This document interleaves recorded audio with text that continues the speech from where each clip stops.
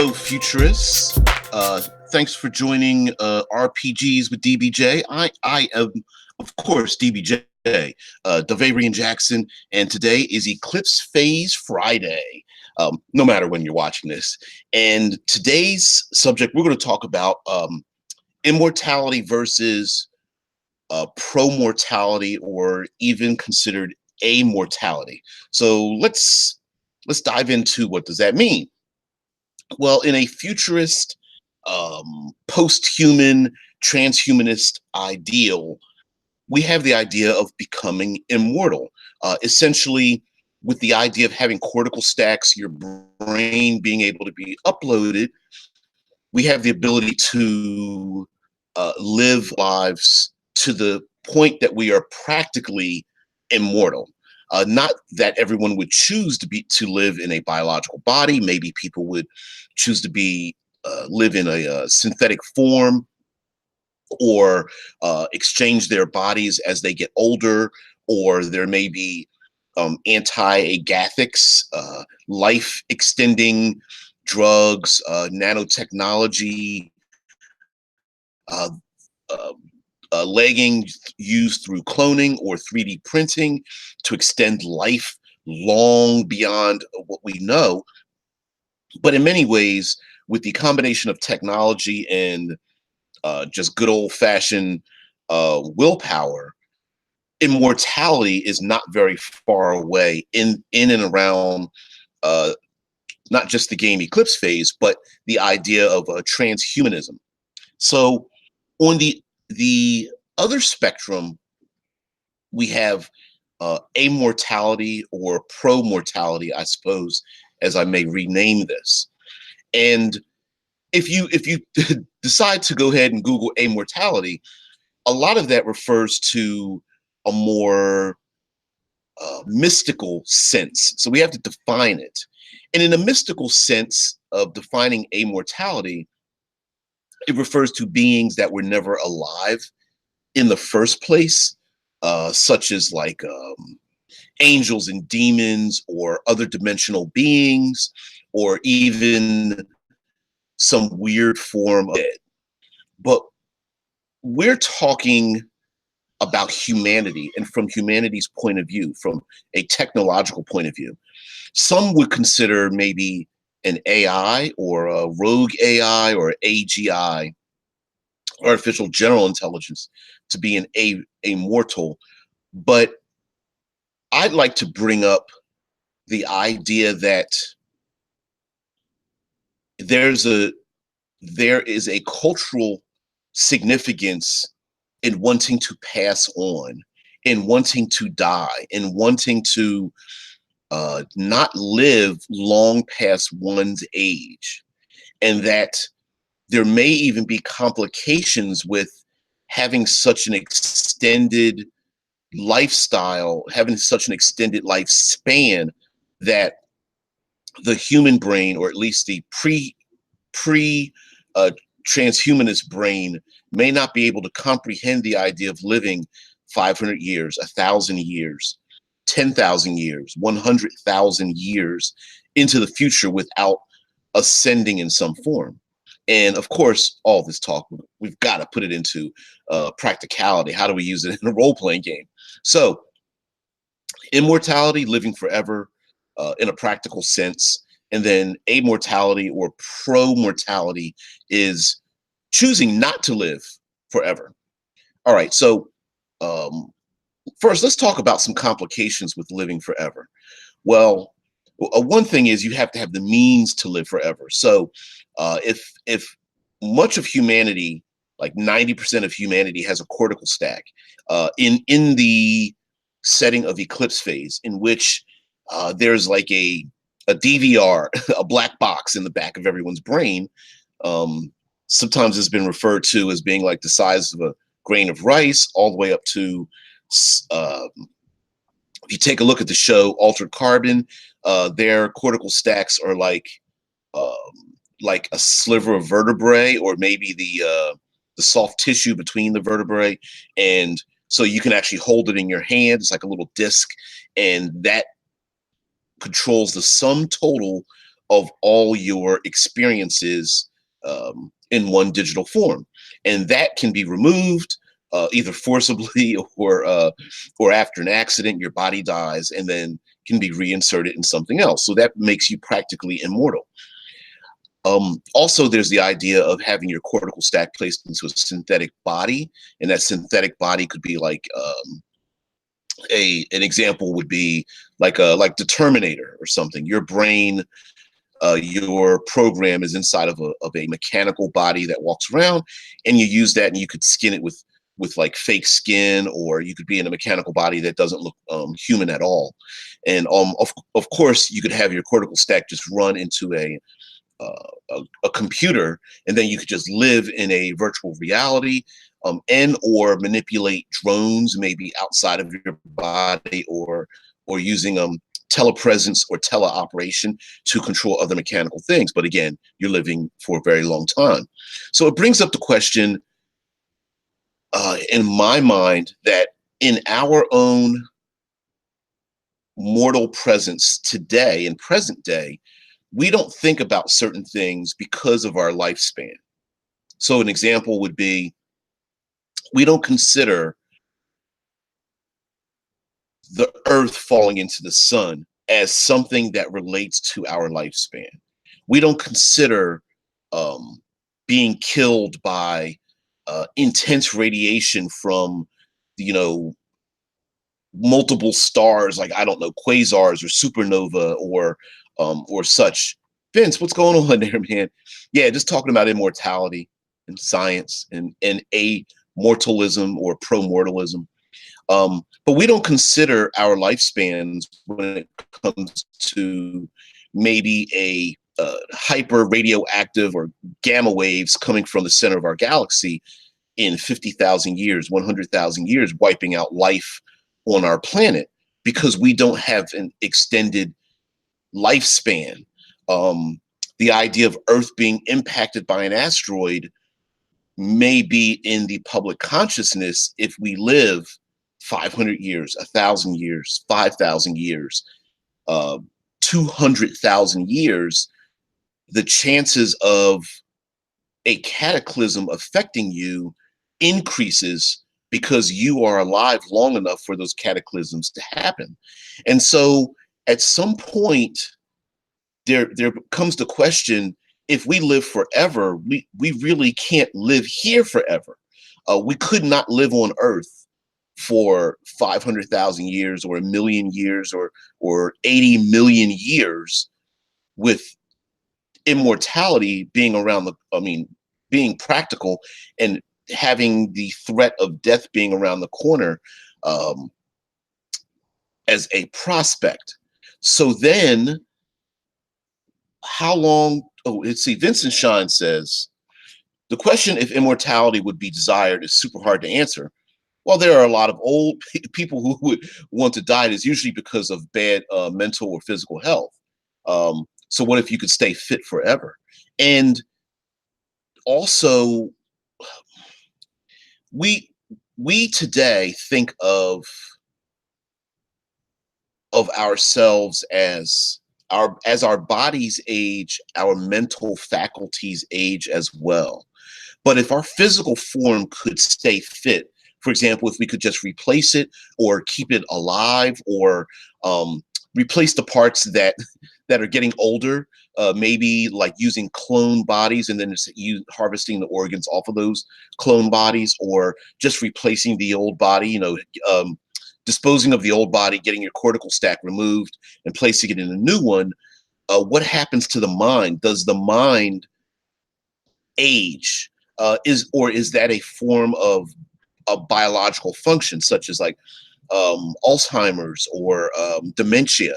Is that biology telling us that our brains must begin to shut down, or could we overcome that with technology and say, no, well, Alzheimer's is a biological effect of the biological brain. If we are a digital form, that wouldn't affect us. So then that brings up goals in life, right?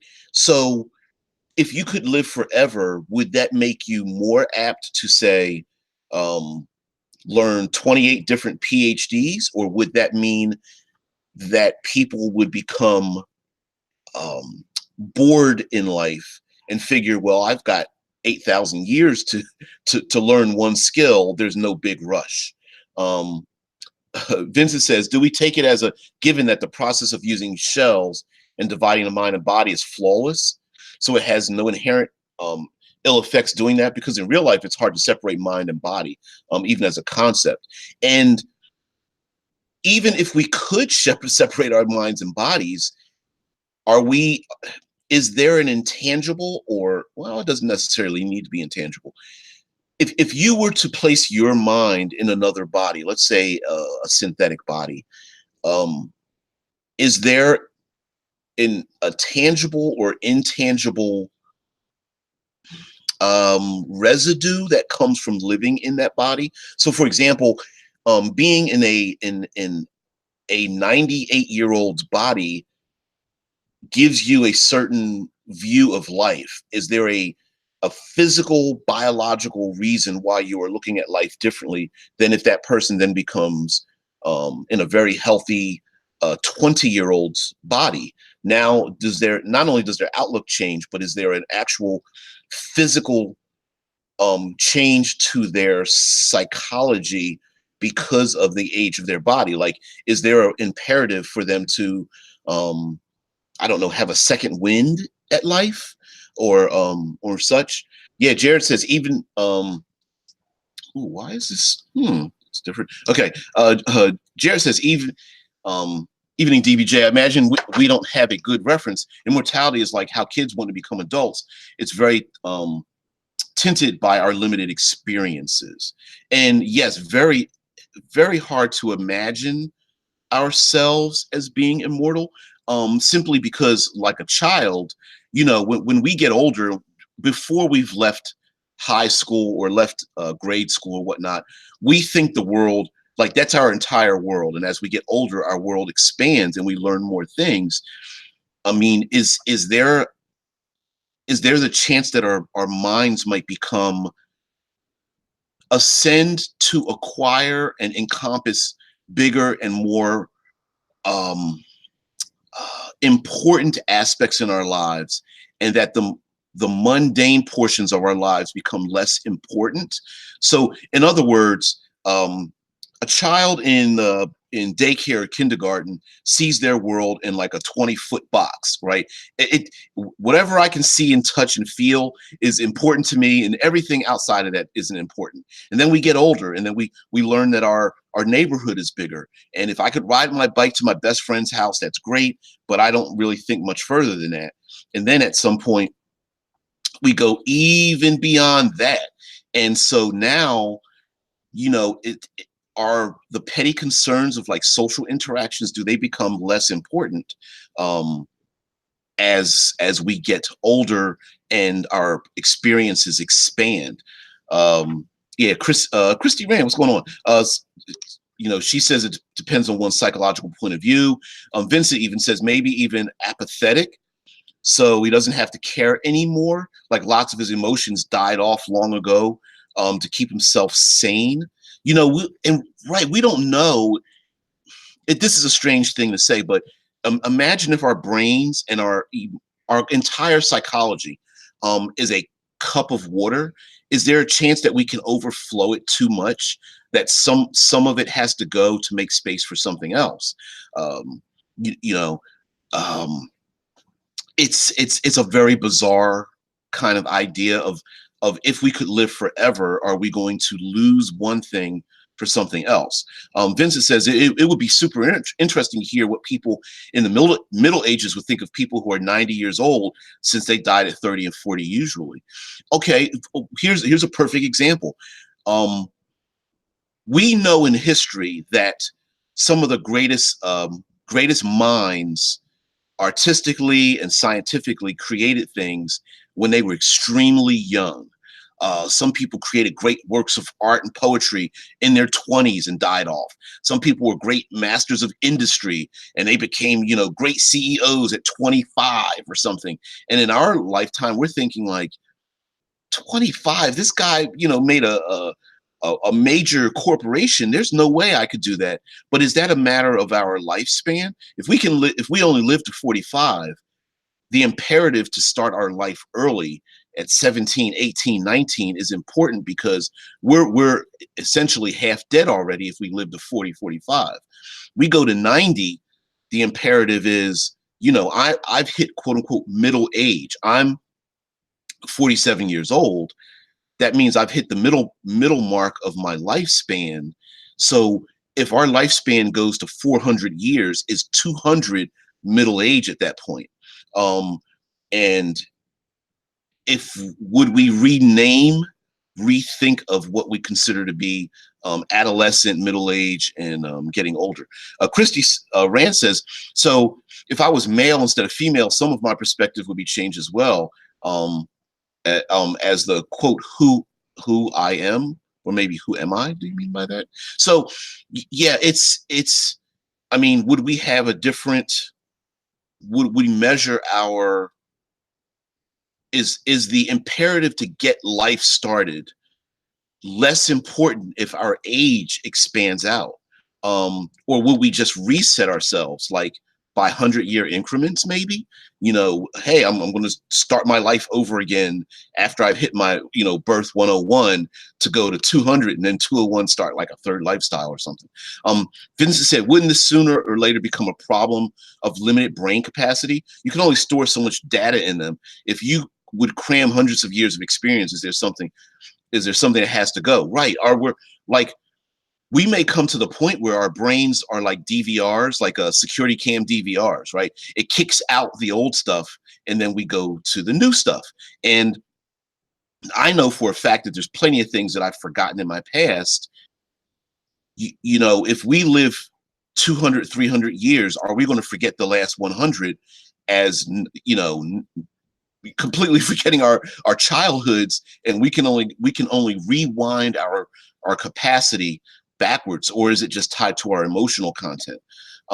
Jared says, good point, Vince. This is why wizards and witches are archetypically extremely old looking, because in the Middle Ages, living to that age was magic. Okay, so let's bring up let's go to some practicalities. Simply A, because I'm not a very big thinker, and then B, I love bringing up just simple things, right? So in a world with immortality, we tend to be very self-centered, and I don't mean that in a bad way, but we think of immortality like, what would I do? Where would I go? How would I relate to people? But would you want other people around you to be just as immortal? So, for example, here in the States, we have CEOs, we have politicians, we have individuals who control our heads of state, heads of business. Would we want those individuals living forever? I'm sure they would, and depending on their power, they might have first access to immortality in the first place. But would we want them living forever? Yeah, Prue says so many memories will get lost. I'm 40, and even at 30, I thought there would be certain memories I would never forget. Now I'm already having trouble separating a lot of them. I'm the same way. I know emotionally there are things in my past in my childhood that I remember because it had a strong emotional content, but the rest of it, I guarantee if I could rewind it, and my memory and the reality of what happened and my memory of what happened probably wouldn't mesh. The colors wouldn't mesh. The faces probably wouldn't mesh. If I could actually just record what happened and look at it, I'd go, I don't remember those people being in my life, kind of thing. Yeah, it's bizarre. Jared says, I imagine that if you lived forever, it would be an interesting continual process of refinement and improvements. You may lose memories, but they would become integrated into your psyche very subtly. Vincent says, if I believe what I learned about politics is true, that keeping the same person at power too long is rarely a good thing. And if you do, you have to regulate them heavily. Okay. Here in the States, we've got the 9 ju- the Supreme Court, the 9 judiciaries, and they serve a life term. Now, today, life means that they will pass one or more of them. No, not one or more of them. They will all pass away at some point. As they get older, we know that that time limit gets to a point where they either choose to step down because they know their life gets to a certain point, or they want to live out their term and then they will pass away as a judge. As practical immortality gets closer in our own life, as anti-agathics, anti-aging drugs and therapies and such get closer, those judges will get to the point where there will be 9 of them that will live forever. Whether that means that they serve as a digital presence, whether there's enough 3D printing of biological organs that they can be replaced over and over again. It doesn't matter. The point is that when people stay in power and they cannot die, what happens to the young people that come up after them? Proust says, what we learn from the memories will stay and feel like intrinsic knowledge. We do it all the time. And Christie says, power tends to corrupt. Absolute power corrupts absolutely. So if you can take the most benign individuals, like the CEOs of like Google and Amazon, and these people want to change the world and whatnot. But who's to say that they aren't trying to become immortal? What is the gentleman's name that works for Google now? Kurzweiler. I cannot remember his first name. A very big spokesman for futurism. And Stephen Hawking was about this too, about trying to become immortal, to live forever. Jared says people's personalities do die after overcoming trauma. Damn it, jumped ahead.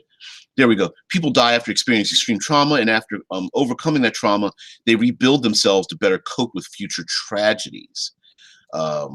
Vincent says they would be regulated heavily. Some opinions are hard to change after a lot of years. Where you believe them, they would need to make a huge effort to stay mentally flexible. And oh, okay. Who's to say? Okay, who is to say who controls those individuals? We may have a situation where today in our lifestyle, in our lifespan, we consider someone, okay, the terminating factor is that someone will die. So we don't think about having someone who created a business or is in politics or what have you to pass away and die as a limiting factor, because it already exists. This person can be a dictator, and no matter how harsh that dictator is, they'll die. But if they're immortal, will we institute rules that say it doesn't matter that you created this mega business? It doesn't matter that you're a president or a dictator. After a period of 100 years, you must step down. Or the public will say that, yes, you served your time. You've served 150 years. Great. Boom. Gone. It doesn't matter what you've done at this point. You have to step down. And those people will resist that, right? Hey, I want to live forever. I want to keep my people under my thumb forever. Jared says people who can't rebuild their dead personalities are what we call those affected by post-traumatic stress disorder. Vincent says, I believe that the only political system that works is democracy, because it doesn't really work. You have to get your decisions through several instances, so only very few things stick. Well, we that'll be up for democratic systems, or I guess cyber democratic systems might be up for something else, such as like the internet itself is very democratic, and we see what happens when people have strong opinions about something. Sometimes it doesn't fall in line with reality. Death threats because someone made a movie that you didn't like, or doesn't really make a lot of sense. Chrissy says if you watch old TV shows, there's a sort of immortality. Yeah. And Vincent says this makes it hard for people in power to just do whatever they want. This is why it works. They have to think about what the people want. Yeah, there's a lot of like, I think becoming immortal makes apathy very enticing, because then you really don't have to think about what people want, because you could live so long that the harm you've done will fade at some point. Prue says no ideologies work. They look nice on paper, but no ideology survives contact with actual humans. And here's the deal, right? You start talking futurism, I guarantee you, when people are able to live in their own habitats, they will become like inbred ideology zoos, almost breeding in and amongst the ideas, breeding like viruses and bacteria in and amongst themselves, and like a feedback loop of different people absorbing their own and reinforcing their own ideologies, even if it doesn't make sense with contact with reality. Jared says media and art can be timeless. It's very well designed, but eventually it becomes very detached from the current society and perception of people. Yeah, Vincent says exactly. That's why diplomacy is the one thing that comes close. It works because it does not work. Compared to something like a dictatorship, it is stupidly inefficient, but it tends to be more stable. Okay, so then here's where the fit hits the shan, right? If you're a young person growing up in a world where things don't change, where those in power stay in power, and they're able to remove themselves from the side effects of their power, how do new ideas become incorporated? It is true that people could become so dive into themselves and their own way of thinking that they either don't feel that they need to change, or maybe they don't want to change, or they feel that they have enough time that they rationalize that I have time to change, and doing it in the first 500 years isn't really necessary. You may even have a situation where people, this is a weird thing to say, but performing actions that are sadistic, that are evil, that are violent, and could become a hobby, because the side effect of what you're doing could fade away. And then, then we have practical things like, how long do you hold on to a grudge? It's the whole it's the vampire society thing, right? What, two people are vampires, one of them offends the other. Do you hold on to a grudge? Is there a minimum time standard for someone to owe you money? Like 20 years, 50 years? If someone offends you, do you hold on to it for 150 years? Maybe 500 years is long enough to hate someone, or at some point, do you just go, it doesn't matter? Vincent says, isn't it a normal part of society that inequality becomes so big that revolution has to throw everything over again? And Chair says, so if the theme is pro-mortality, is it a bit like Logan's Run, the movie where anyone over 30 years old was deleted so they could perpetuate a perfect youth? See, and that's my point.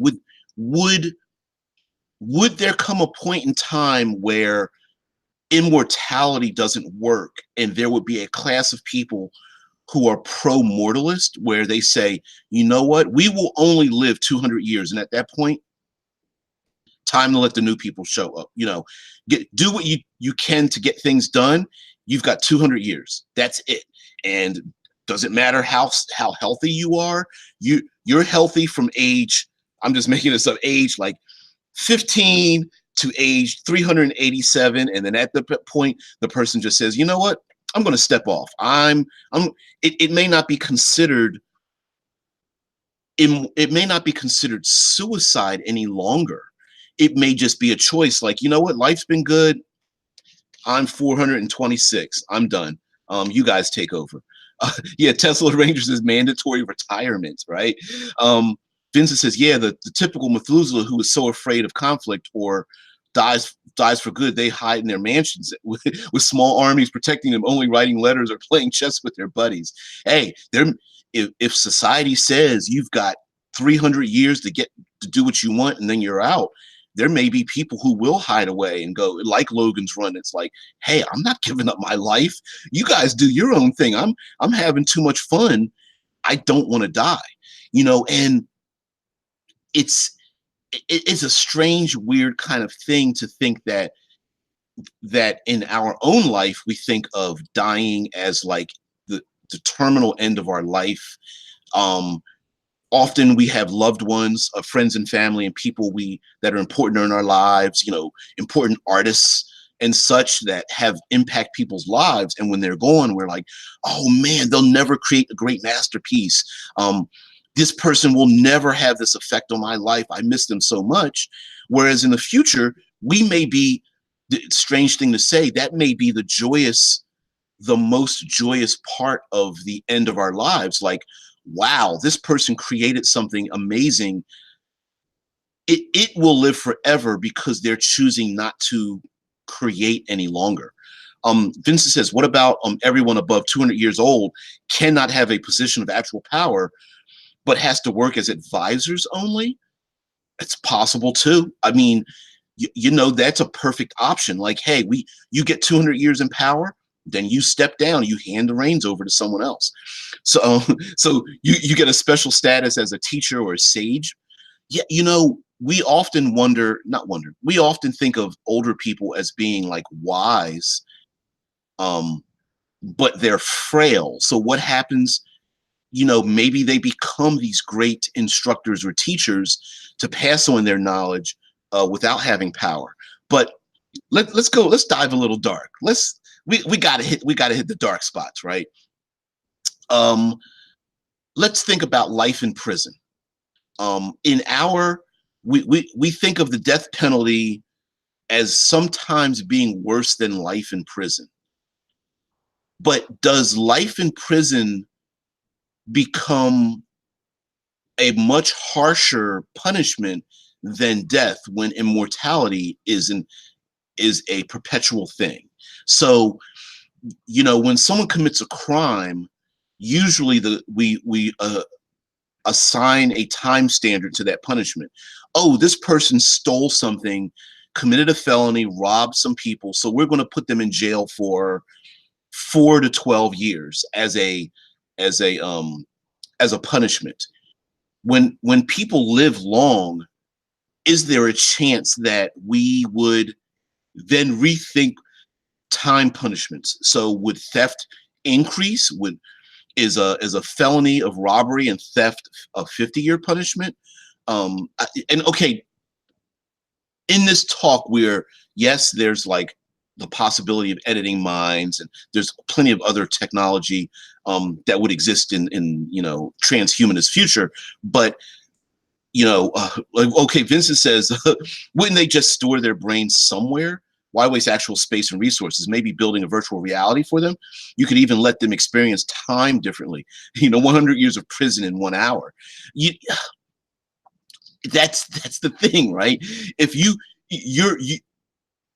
your society arrests people, and the punishment isn't that they are in prison for 100 years. The punishment is making them feel like they're in prison for 100 years. And that threat may be enough to curb many things in society. Basically you can stick them into a virtual reality and bump up the clock speeds, and then what happens, right? Do you correct the psychological harm? Do they come out of it a new person, and it only takes them an hour to be a sadist to a productive member of society? That might be strange. Rick Christie ran 11th commandment: do anything you want, just just don't be caught. 12th commandment, leave no witnesses behind. Hell yeah, that already exists, right?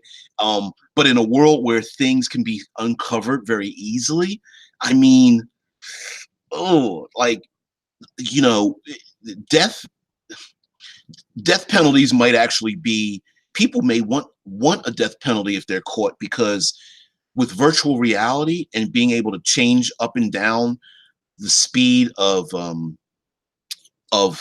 perceived time, you could throw someone into a virtual reality prison and put them in there for 1,000 years, and it may only be an afternoon. That might be an actual thing. Having grown up in Philadelphia, Pennsylvania, there's a prison that was designed by, um, I was about to say George Washington, a prison designed by Ben Franklin, and it was supposed to be.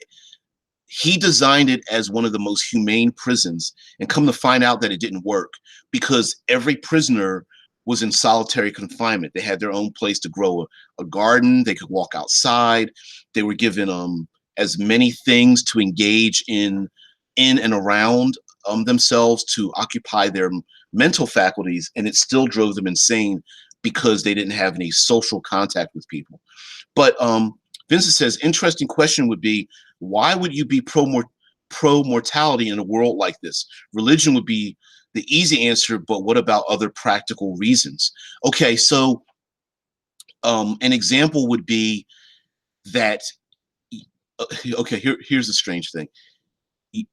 You may want to be immortal, but you may want other people to be pro-mortal, right? Meaning that you may be a person who wants to remove other people from their long lives because they are holding everyone else back. Almost in effect, like you could be revolutionaries in one hand or terrorists in another.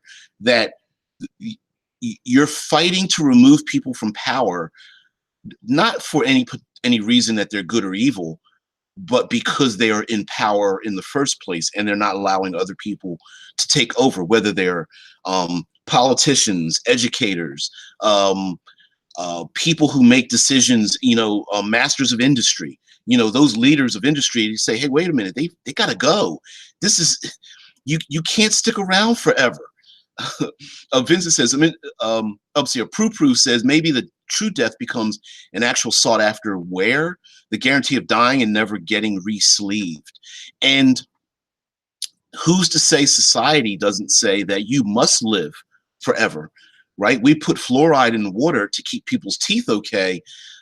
Who's to say that there doesn't become a socialist regime that says that people agree that death is bad, and that when you die, we just bring you back again. And someone says, I don't want to be brought back. Why do you keep re-sleeving me? I don't want to be brought back. Now that could come from psychological reasons. It could, for example, boredom. Someone has done all the things that they've wanted to do. Their bucket list is done. They made a bucket list of 1,347 things, marked off every single one, and they have nothing else to live for. They've seen everything. They've listened to everything they've wanted. They watched all the movies in their Netflix queue. They've listened to every song on rotation in their that they've downloaded. Their old 1990s iPod that had 15,000 songs on it. They've gone through every single one of them. They're done. So maybe there are people who are so bored that they can't think of anything else to do, and there are no more experiences, or maybe they try to find more and more extreme experiences. Vincent said resources could be sparse. Maybe someone really, really needs your shell, and that of course is the thing too. How scarce are resources? If I got to come up with a number. Like, if there's only 1 million physical bodies and there's 1 billion people, maybe we need to keep recycling everyone. Like, okay, your mind is living a long time, but the bodies are necessary. Or maybe people are the people in one community rotate out So, every 200 years they rotate out their minds and live in a virtual reality so the other people can live in that body, and they just kind of like not renting, but they borrow it for a certain period of time, maybe. So a whole society could be uploaded, and you're only seeing the physical bodies of maybe 10% of the population.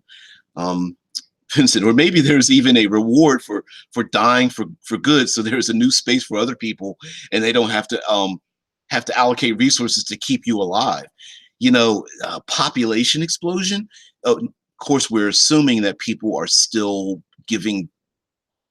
They are still generating new people, meaning like giving birth, or exo wombs or something like that, are still giving birth, and the old people are not dying off.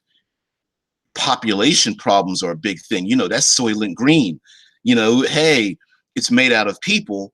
Soylent Green Part 2, they said they changed the formula with a new and better taste, but it's still made out of people. There's a chance that too many people living too long, the resources necessary to keep those people around, food, housing, shelter, heat, disease, um, crime, the politics of controlling, having that many people interact with each other might just be too much. And so there might be a pro-mortalist, what do you say, pro-mortalist meme of sorts, where people start to say, hey, listen, we got to go. And some of us really need to get out of here. And that could be a strong imperative to move out into the rest of the solar system, right? Like we don't want to just explore the solar system. We got to get the hell out of here. There's just too many people around. Um, um, yeah, I noticed Jared doing that, like deleting his messages. I can't imagine him saying anything that's too offensive. I don't know, or maybe just thought of something and rethought it or whatever. Um, Prue says, how would the biological urge to procreate change with functional immortality? Would it change? Wow. See, there again is another thing too. The biological need to procreate. Oh, mobile. Oh, you're on your mobile. I bet it's something. Yeah, it's probably auto correcting you the hell out of there because of what we're talking about. But procreation, no offense, this isn't an offense to people who are doing so, but we know that there are people in our reality now that feel that giving birth and having children is a social or even religious desire. Have as many kids as possible. Could you imagine someone living 500 years? How many children would they have? 20, 50, 150 children? Would there be a limit to it? With better medical care, they could almost become their own neighborhoods. They could fill their own 1,000-person habitat with only like a handful of individuals. Um, in poor countries, people have a lot more kids than in rich countries. And with immortality being around the corner, would that reduce one's need? Like, hey, I can live 500 years. Is there, I've got time. I'm not going to have any kids till I'm about 350. Whereas maybe it turns the opposite way. Like, oh, I can have as many kids as I want. So I'm going to procreate, or I'm going to pick 100 years out of my immortal life and just have as many kids as possible. And then you can get kind of sick with that. There might be, there's a trilogy, Red Mars, Green Mars, Blue Mars, where a woman, the first 100 people land on Mars, and one of the people that lands on Mars, her desire is to procreate so that more young people can live on Mars. And what she did was she acquired the DNA of the other 99 individuals that landed on Mars as the first settlers, and began and impregnated herself to raise and have children that are the biological descendants of all of the other settlers, all the other original colonists. not by their choice. She did this on her own. And little by little, these children were being born, and she was having this brood of children, all of them different races, different cultures and stuff. And that was her desire to breed out these people on Mars so that they would become Martian children. Vincent says, if you don't have to think about safety in old age, you tend to put your priorities somewhere else. Having kids becomes a hindrance to live your life to the fullest. And here's the thing, though, like we don't think of safety and dangers because our life has a specific lifespan. But at some point, the Earth is going to wobble off of its axis. The moon is not going to be in its orbit. Would we consider that to be dangerous? You know, there are diseases and things that we have not encountered, but we're not really concerned about them coming back. If you can live 10,000 years, would that become our new fear of life, right? Like, I'm not worried about falling off of Mount Everest because, you know, we've got technology that'll just cure me, or I can get another biological body. But would a radiation wave front 50,000 years from now be my new fear? Vincent says, somehow I keep thinking about idiocracy, where stupid people have lots more kids than intellectuals. So eventually, oh, idiocracy, yeah, they have more kids than intellectuals. So eventually, the IQ lowers over time. Not saying it's realistic, but something like this is interesting. How would the absolute choice to have kids change society over time? You know, and remember, let's presume that gender roles have faded, right? Women aren't the procreators anymore. It is a choice by anyone, and of course, with the idea of having exowombs and growing biological bodies and having cortical stacks, anyone can choose to have one kid, no kid, 50 kids. If you've got the means, you can do what you want. If you have a lot of money, you could. Okay, let's go down the dark path. There are people who perform quite sadistic and violent things to their kids or other people's children. If they could create their own brood of children, wow, that's pretty nasty, and they would live forever. Also, from a practical point of view, a kid is a cheap and easy way to create a new shell. Yes, who's to say that? I mean, creating someone in your own image takes on a new meaning, right? Like, someone may be raising children to become their own replacement, right? Like, oh, I don't really care about the personality of my kids, their life. I'm really only just raising them to replace, because they're a replacement for myself. You know, this is a new way for me to experience things. And yeah, you 2.0. It's pretty sick, right? Like they're just there to replace me. Once I'm old enough, I'm just going to kick their personality to the curb. Or you could breed them in a psychological manner, and so that they only experience things you want them to experience, so they become the more refined version of you. And so in a way that, you know, some people live their lives vicariously through their children. Some of the most visual examples of this are the parents that put their kids through the pageantry, right? Or the parent who's like, oh, I didn't become a very good sports player, but I'm going to force my kid to be a sports player. You know, that can be taken to an extreme where you can almost hyper focus down so that the child is no longer free, but they're almost like slaves to the person who lives forever and says, like, hey, this child is going to be the new me 2.0.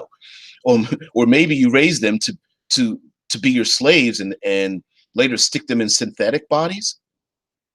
Yeah, I mean, you could get pretty damn sick, right? It's it's like, yeah, they're not really children to be free. They're just pretty much possessions to be owned and shaped for your own specific uses. I mean, the future, the the future tends to say to us that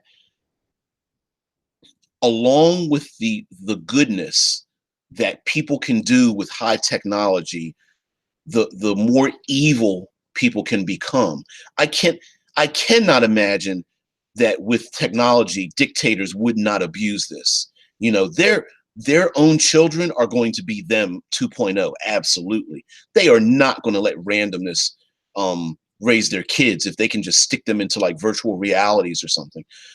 Prue says those will probably not be the majority choice, though. Um, I agree with you. They wouldn't be the majority choice. I think that one problem I see today is that there are people who have uh, are individuals who have a great impact on life. For example, Google, Amazon, um, Facebook, Twitch, Twitter. The people who created those are small, but their impact is large. So there is a possibility that the few could do something in society that affects the larger group of people as a whole far more than you would think. So for example, I don't want to get away from us talking about immortality and promortality, but there's a possibility that someone cooks up a killer virus in their basement. One person spreads a nanovirus that eliminates 8 billion people, right? There's a chance that the small, no matter how rare, affects the whole. So sure, I agree that there are people. Proust is absolutely, and those would be ones we use in RPG adventures. Absolutely, right? So imagine. Okay, so we've gone on and on and on with this, but let's talk about like adventures, right? What if normally we like to think of ourselves as the good guys? What if being the good guy is forced um forced promortality. So instead of being assassins, it's like your job is to go around and ensure that these people in power are taken out. Like you've got to kill them. You've got to take them out of power. You've got to find their backups. You got to find their clones. You've got to find their broods, their little kid broods that they're creating to keep them alive. Not because they're good or evil. It's time's up. You hit your 500 years. Final retirement. Absolutely. You know, we are the retirementalists, the retirists, retireocracies, retireology. I don't know. Black retirement. You know, a whole campaign just to kill one dude for good. And okay, let's put this. Let's power focus down a little bit. Someone is a dictator, someone completely evil, sadistic. Yeah, I killed you 100 times already. Assassins become immortalians, immortalians, right? So you've got these group of sadistic people. Each one's got to be taken out. They've got copies of themselves. They've been uploaded. Maybe they escaped by beaming themselves through like a neutrinos link from Mars out to Jupiter. So you've got to hunt them down and get rid of them. And they just refuse. They keep coming back like roaches. Like every time you step on one, they come back again and again and again. And so it's just you running around like immortals, like almost like a police force trying to scrub society of these people and get rid of them. Um, uh, Imagine, I'm sure many of you know the movie Equilibrium. And in the movie Equilibrium, there was this idea that people were taking prosium, a drug to control their emotions so that people don't have extreme emotions. So what if the players are like grammaton clerics blowing people away because there is another group of people out there that's going, um, we are sadists. Um,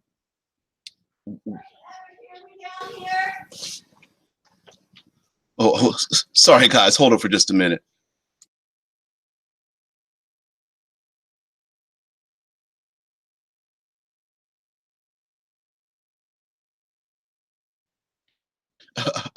All right, guys. Yeah, we've come up to the hour mark. I've got to go. Got to get to work and everything. Guys, thank you for joining me. I'm DBJ. Thanks for joining me in the Eclipse Phase Friday. I love having these discussions, but I gotta cut it at some point. So, guys, thank you very much. I'll see you later. Woo.